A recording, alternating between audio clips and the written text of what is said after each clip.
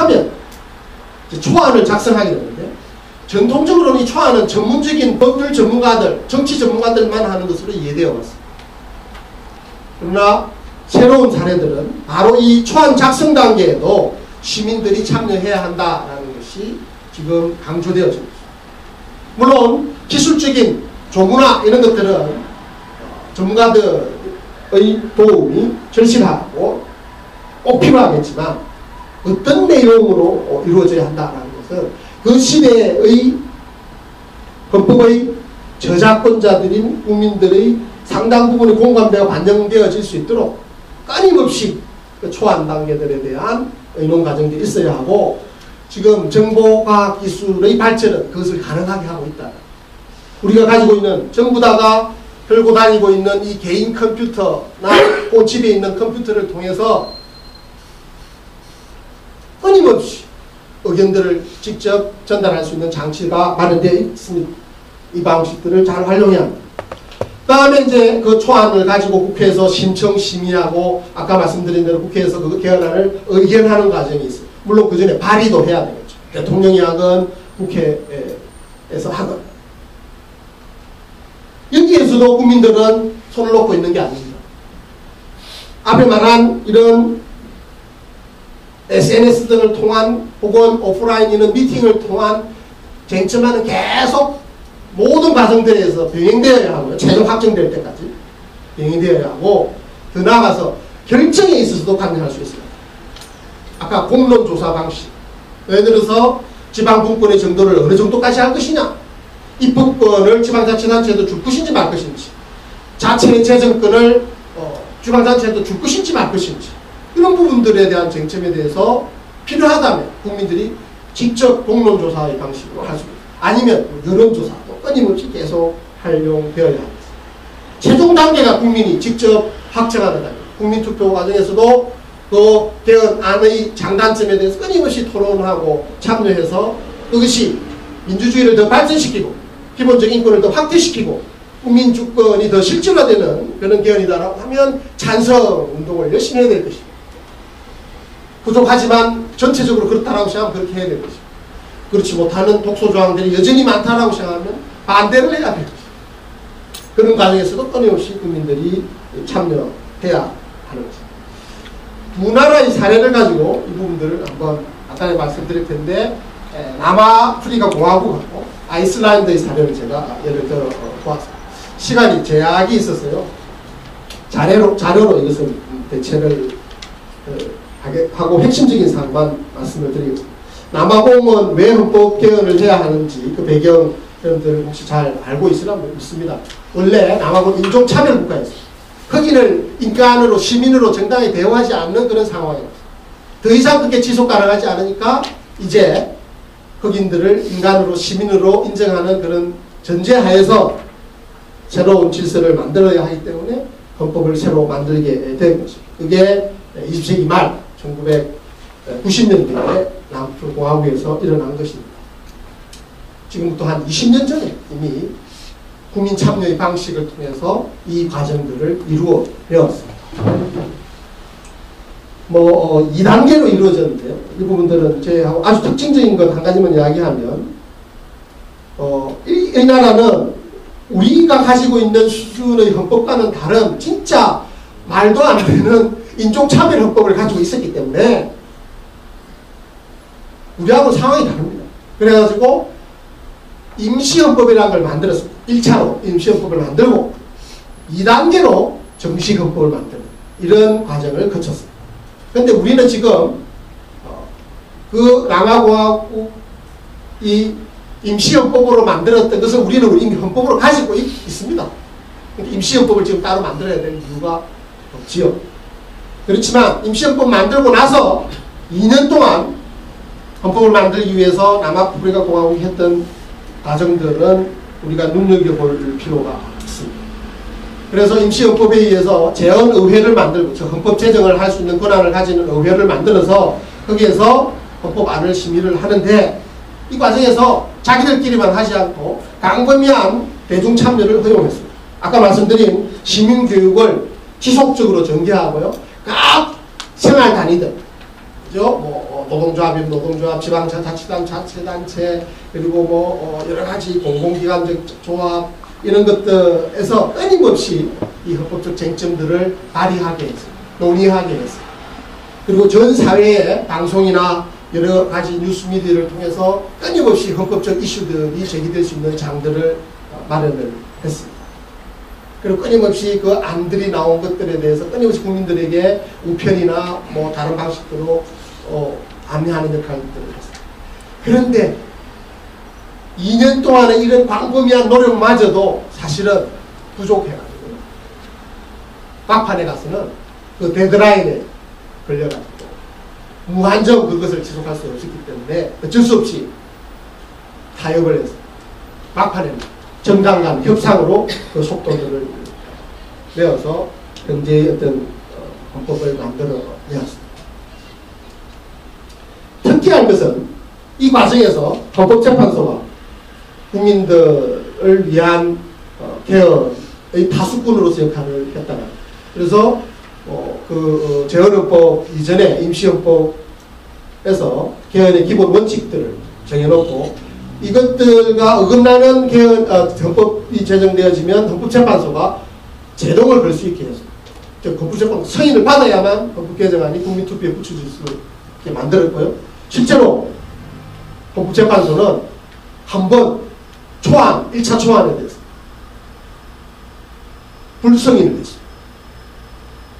왜냐? 노동사건이 원래 충실히 보장되도록 하는 게 원칙이 있었는데 보장 안 됐다.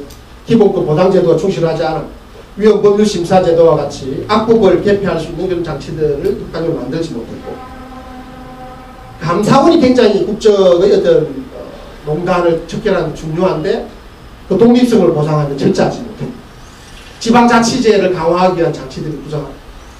이런 이유들을 떠나서 그 초안을 공개했습니다. 재헌의회에서 다시 그 부분들을 보완해가지고 2차 초안을 냈고 헌법재판소에서 승인을 했고 그것이 국민투표 이때는 국민투표를 거치지 않고 재헌의회에서 된 안에 대해서 대통령이 공포를 발효하는 그런 과정을 거쳤습니다. 다음으로 아일랜드의 경우인데 이것은 근래의 어떤 경우입니다. 이 또 약간 배경이 필요한데 아일랜드는 원래 덴마크의 식민지였습니다.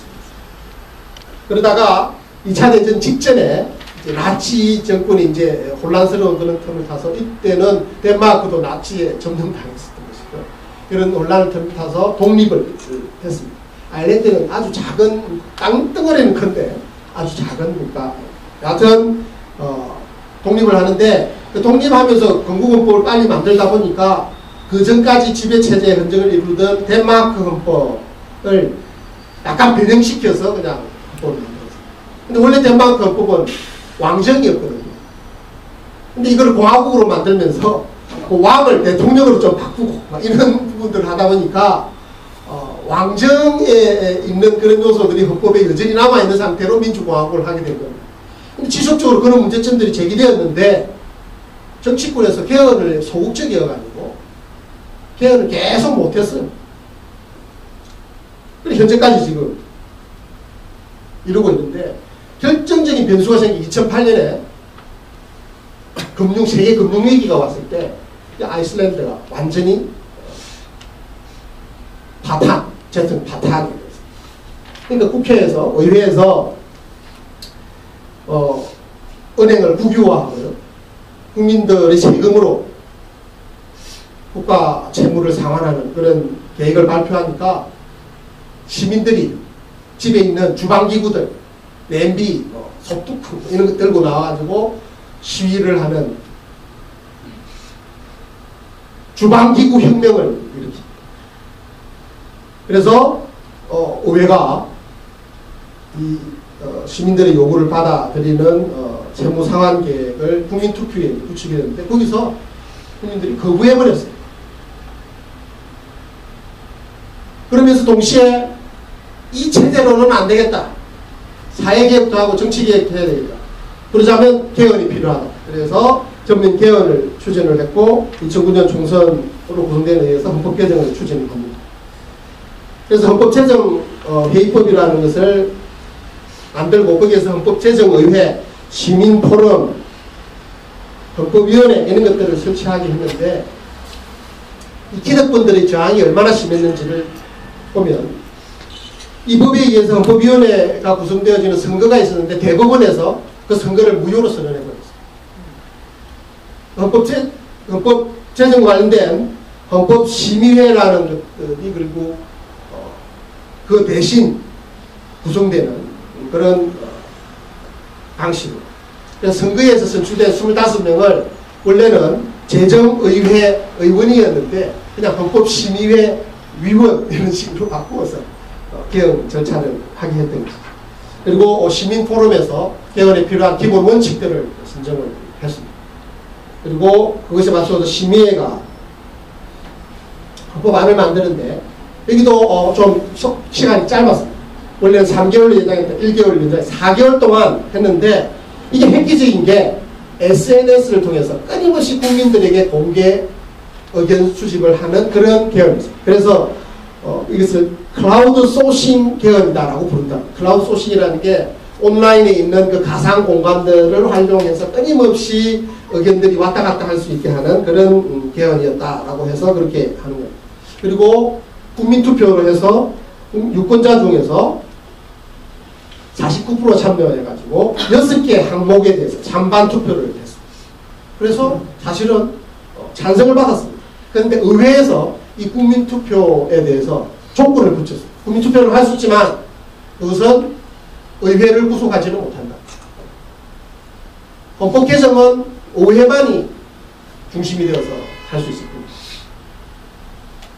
그래서 그 국민투표는 법적인 기속력을 부여를 안 했어요. 그리고 그 이후에 의회가 그 개헌안에 대해서 정식 발의를 하는 것을 계속 지연시킵니다. 그러다가 결국은 무산되고요. 2013년 4월에 총선이 있었어요. 그 총선에서 개헌 지지파들이 원래 다수파였는데 소수파로 전락하고 개헌 유보파 혹은 반대파들이 오히려 다수파가 되었어요. 개헌은 그래서 물 건너. 아이슬란드의 경우 이 개헌, 국민참여 개헌의 실험은 실패하고 난 상황이다. 여기서 확인할 수 있는 것, 우리가 원론적으로 너무나 당연하게 생각하는 헌법의 저작권을 국민들이 직접 실현하는 개헌은 우리나라뿐만 아니고 다른 나라들에서도 제대로 성공해내지 못하고 있는 상황이다.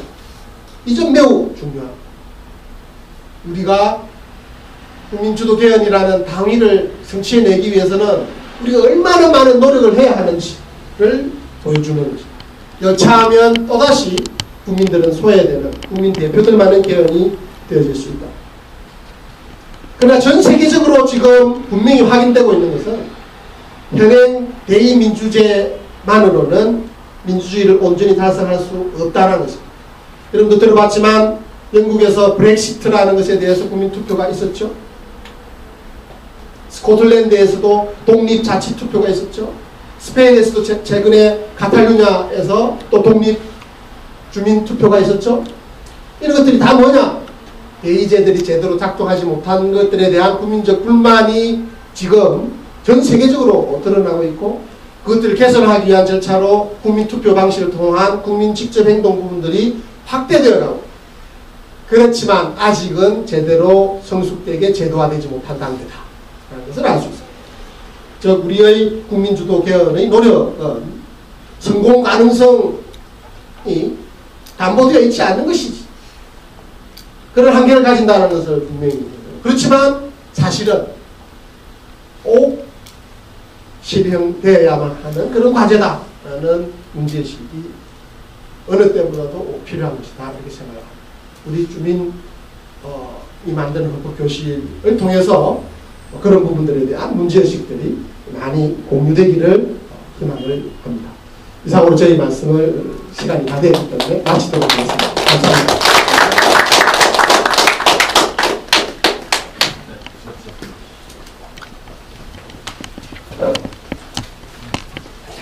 국민이 참여하고 국민이 주인 되는 헌법 우리 김종철 교수님 강의해 주셨는데요. 다시 한번 큰 박수 부탁드리겠습니다.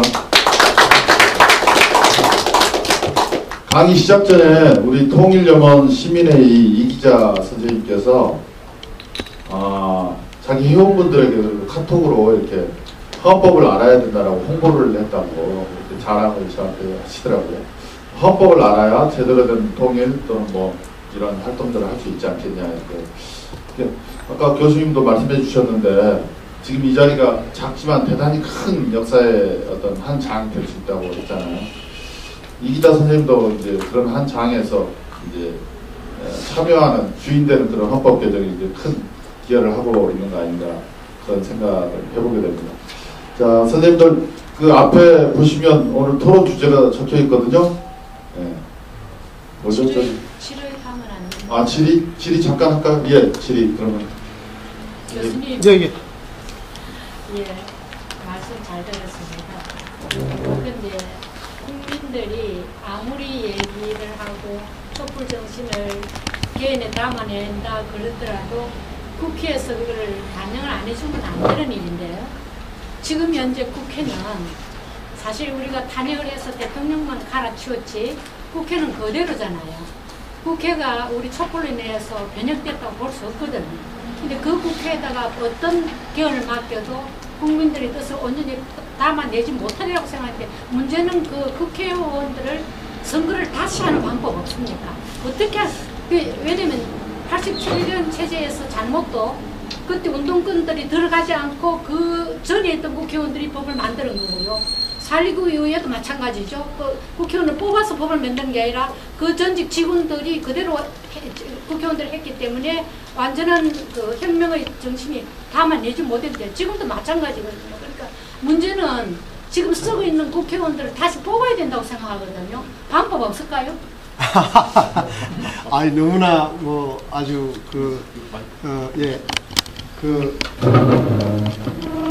본질을 깨뚫는 어떤 문제의식을 가지고 말씀을 해주셨는데 제가 감히 또 말씀드리고자 하는 것은 저희들이 촛불 시민혁명을 하지만 지금 현행 헌법에 의해서 임기가 보장되어 있는 국회의원들을 임기를 중단시킬 수 있는 그런 어떤 제도적 장치는 지금